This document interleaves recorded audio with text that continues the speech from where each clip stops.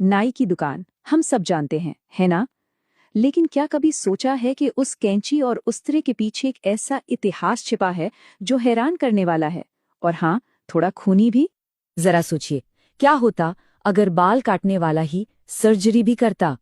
सुनने में थोड़ा अजीब लगता है ना, पर ये ऐतिहासिक रूप से बिल्कुल सच है।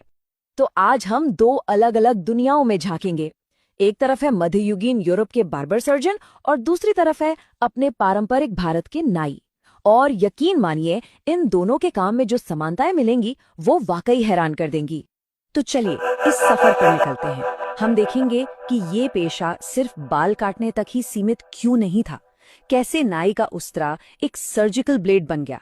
फिर समझेंगे गिल्ड और जातियों के सिस्टम को, और आखिर में जानेंगे कि कैसे इन दो दुनियाओं के रास्ते जुदा हो गए। तो सबसे पहले बात करते हैं नाई के सर्जिकल ब्लेड की। आखिर ऐसा क्या था कि उस दौर में डॉक्टरों के बजाय नाइयों के हाथ में चाकू हुआ करता था। और कमाल की बात यह है कि दोनों ही जगहों पर इसकी वजह लगभग एक जैसी थी। देखिए, मध्ययुगीन यूरोप में क्या हुआ। 1215 में पोप ने एक हुक्म सुना दिया कि पादरी, जो उस समय के डॉक्टर होते थे, वो खून नहीं बहाएंगे। और इधर भारत में वैद्य, जो ज्यादातर ब्राह्मण थे, वो भी सर्जरी नहीं करते थे। तो दोनों ही जगह एक खालीपन आ गया, और इस खालीपन को भरा नाइयों। तो सवाल उठता है, ये करते क्या थे असल में? और ये जानकर आप चौंक जाएंगे कि इनके काम कितने मिलते जुलते थे। खून निकालना, जौंक लगाना, दांत उखाड़ना, फोड़े फुंसियों का इलाज करना, यहाँ तक कि घावों पर मरहम पट्टी, ये सब इनके रोज के काम थे। इस बात को 15वीं सदी के एक जर्मन कवि हांस सैक्स ने बड़े अच्छे से बताया है। वो एक बार्बर सर्जन के बारे में लिखते हैं कि मैं नए घावों का इलाज कर सकता हूँ, फ्रैक्चर का, सिफिलिस, मोतियाबिंद, गैंग्रीन का। मैं दांत निकालता हूँ, शेव करता हूँ, बाल काटता हूँ, और मुझे खून बहाना भी पसंद है। इससे साफ पता चलता है कि उनका काम कितना बड़ा और फैला हुआ था। अच्छा, तो ये काम तो करते थे, लेकिन इनका समाज कैसे बना था? मतलब ये लोग संगठित कैसे थे? चलिए अब जरा इनकी सामाजिक संरचनाओं को देखते हैं, यूरोप के गिल्ड्स और भारत की जातियों को, और उनसे जुड़े रीति रिवाजों को भी। देखिए, यूरोप और भारत का सिस्टम काफी अलग था। यूरोप में गिल्ड होते थे, जहां कोई भी एक चेले की तरह काम सीखकर शामिल हो सकता था। लेकिन भारत में जाति व्यवस्था थी, यानी पेशा जन्म से तय था। यूरोप में ट्रेनिंग उस्ताद से मिलती थी, भारत में माँ बाप से। और सबसे बड़ा फर्क, यूरोप में अपनी सामाजिक स्थिति बदलना मुमकिन था, पर भारत में ये बहुत बहुत मुश्किल था। लेकिन इन सब के बीच एक बहुत ही बड़ा और अहम फर्क था। एक ऐसा फर्क जो सिर्फ भारतीय नाई के हिस्से में आया। उनकी एक औपचारिक, एक रस्मी भूमिका भी थी, और ऐसी कोई भी चीज यूरोप के बार्बर सर्जन के जीवन में दूर दूर तक नहीं थी। और ये कोई छोटी मोटी भूमिका नहीं थी, बिल्कुल नहीं। जन्म से लेकर शादी तक हर बड़े समारोह में इनकी मौजूदगी जरूरी थी। ये ब्राह्मण पुजारी की मदद करते, रिश्ते पक्के करवाते, संदेश और तोहफे इधर से उधर ले जाते। अरे, शादी में दूल्हा दुल्हन को नहलाने से लेकर दावत के बाद सफाई तक, सब में इनका हाथ होता था। ये समाज के ताने बाने का एक अटूट हिस्सा थे।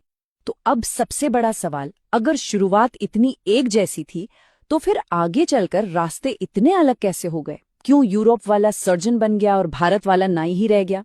चलिए इसी को समझते हैं। हुआ ये कि यूरोप में सर्जरी एक अलग प्रोफेशनल फील्ड बन गई। बाल काटने का काम अलग, सर्जरी का अलग। जो बार्बर सर्जन थे वो यूनिवर्सिटी जाकर पढ़े लिखे सम्मानित सर्जन बन सकते थे। लेकिन भारत में कहानी थोड़ी अलग थी। यहाँ सर्जरी की जिम्मेदारी पहले से ही आयुर्वेद की महान परंपरा के पास थी। इसलिए नाइयों का मेडिकल रोल छोटा ही रहा, और उनका काम बाल काटना, छोटी मोटी सर्जरी और रस्में निभाना, इसी का एक मिला जुला रूप बना रहा। चलिए अब सिर्फ भारत पर फोकस करते हैं और यहाँ के नाई समुदाय की उस अनूठी विरासत को देखते हैं जो सर्जरी की इस तुलना से कहीं ज्यादा गहरी है। ये कहानी है संतों की, राजाओं की और पूरे समाज की। इस समुदाय का इतिहास कितना गहरा है, इसका अंदाजा लगाना भी मुश्किल है। सोचिए, 4वीं सदी ईसा पूर्व के नंदवंश से लेकर 15वीं सदी के संत सेन तक, और फिर 20वीं सदी में कर्पूरी ठाकुर तक, ये विरासत सदियों में फैली हुई है। कुछ इतिहासकार तो ये भी मानते हैं कि भारत पर राज करने वाला शक्तिशाली नंदवंश इसी समुदाय से ताल्लुक रखता था। इसके राजा थे महापद्मनंद, और उनकी सेना, जरा सुनिए, 2 लाख पैदल सैनिक, 80,000 घुड़सवार और 6,000 जंगी हाथी, मतलब उस जमाने की एक सुपर पावर। फिर 15वीं सदी में आए संत सेन। वो स्वामी रामानंद के शिष्य थे और उन्होंने जाति पाति के भेदभाव का जोरदार विरोध किया। उनके भजन इतने गहरे और असरदार थे कि उन्हें सिखों के सबसे पवित्र ग्रंथ गुरु ग्रंथ साहब में भी जगह मिली है। और ये सब सिर्फ पुरानी बातें नहीं है। आज भी देखिए, 2023 के सर्वे के मुताबिक सिर्फ बिहार में ही नाई समुदाय की आबादी 20 लाख से ज्यादा है। ये दिखाता है कि आज भी ये समुदाय कितना बड़ा और अहम है। आधुनिक राजनीति की बात करें तो वहां भी इस समुदाय का असर कम नहीं रहा। कर्पूरी ठाकुर जी, जो इसी समुदाय से थे, वो 2-2 बार बिहार के मुख्यमंत्री बने। उन्हें तो पिछड़ों की राजनीति का एक नया मसीहा माना जाता है।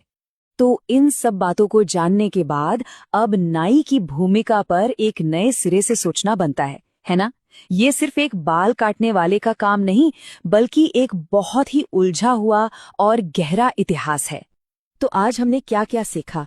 पहली बात कि बाल काटना और सर्जरी, ये दोनों कभी दुनिया भर में एक दूसरे से जुड़े हुए थे। दूसरी बात, यूरोप और भारत के सामाजिक सिस्टम ने इनके रास्ते अलग कर दिए। और सबसे जरूरी बात कि नाई की कहानी सिर्फ एक पेशे की कहानी नहीं है, ये तो मेडिसिन, समाज, धर्म और राजनीति की एक छिपी हुई दास्तान है। तो अगली बार जब किसी नाई की दुकान के पास से गुजरें तो बस एक पल के लिए रुकिएगा और उस घूमते हुए लाल सफेद पोल के पीछे छिपे सर्जनों, राजाओं के सलाहकारों और संतों के उस गहरे इतिहास को जरूर याद कीजिएगा।